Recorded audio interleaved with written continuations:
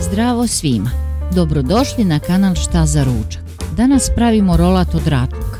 Pripremimo sve što nam je potrebno pa isjeckamo 100 g žele bombona.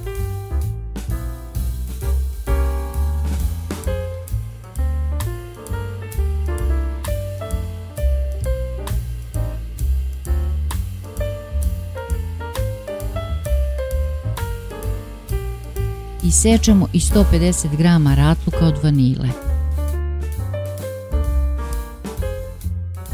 Stavimo u činiju.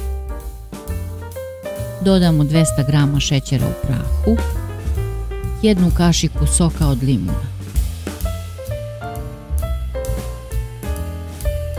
Dodamo 1 kašiku rastopljenog margarina. Promešamo malo pa zamesimo masu rukom da se sve lepo izjednači.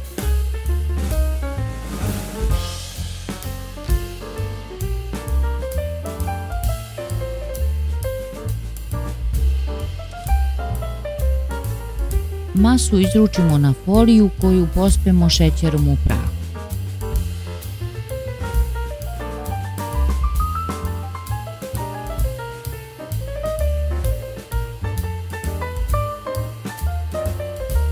Razvučemo u pravougaonik veličine 35 cm dužine i 15 cm širine.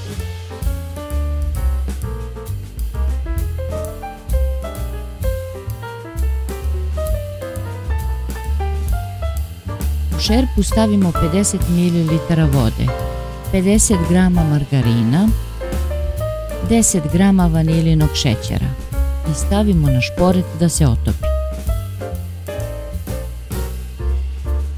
Sklonimo sa šporeta pa dodamo 100 g mlevenog keksa, 100 g suvog grožđa,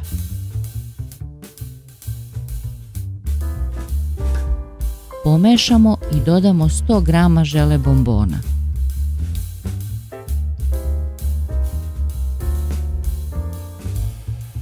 Kada sve lepo izmešamo, izručimo na foliju i oblikujemo valjak dužine 35 cm.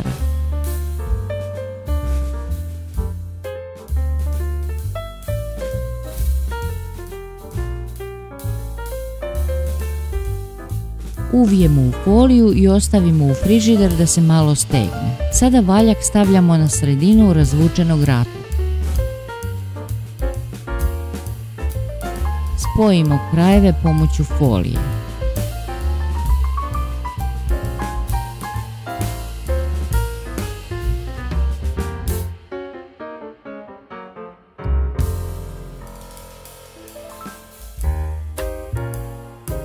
Ostavimo da se stegne, najbolje da prenoći.